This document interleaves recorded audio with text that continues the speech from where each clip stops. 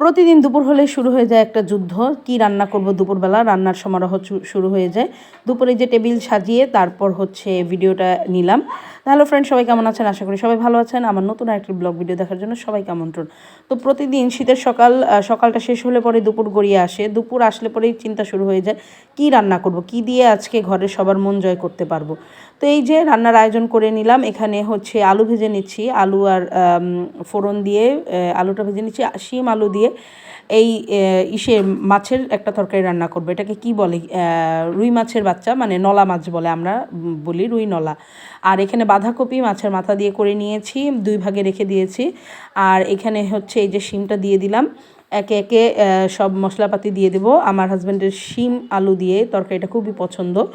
তো জানি না, সে মানে সবজির ভাণ্ডার তার ভিতরে খুব, মানে সে খুবই পছন্দ করে। তাকে তো আজকে বললামই সে সবজির বাগান। তো যাই হোক, এই যে রান্নাগুলো একে একে করে নিচ্ছি। এবার জল দিয়ে নেব, মানে পরিমাণ মতো যতটুকু ঝোল দরকার ততটুকু দিয়ে নেব। তারপর হচ্ছে একে একে মাছ দিয়ে নেব।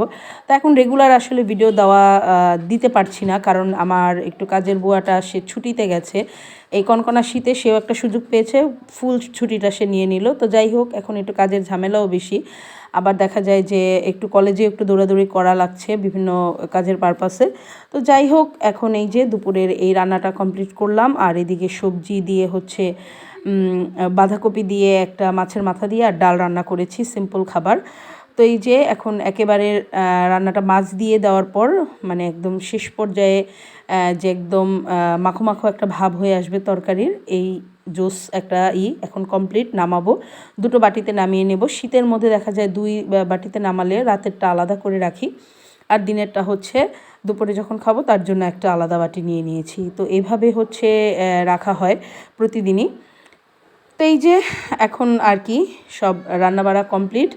দুপুরে এবার টেবিল সাজিয়ে নিয়েছি, খাওয়া দাওয়া শেষ করব। আপনারা দুপুরে কে কী খেলেন অবশ্যই কমেন্টে বলবেন, যদিও ভিডিওটা আমার দুপুরে প্লে করার কথা ছিল কিন্তু করতে পারিনি। তো এই তো আজকে এই পর্যন্তই। সবাই ভালো থাকবেন, সুস্থ থাকবেন। আর আমার ভিডিও ভালো লাগলে অবশ্যই লাইক দিয়ে পাশে থাকবেন। টাটা, বাই বাই সবাইকে, টাটা।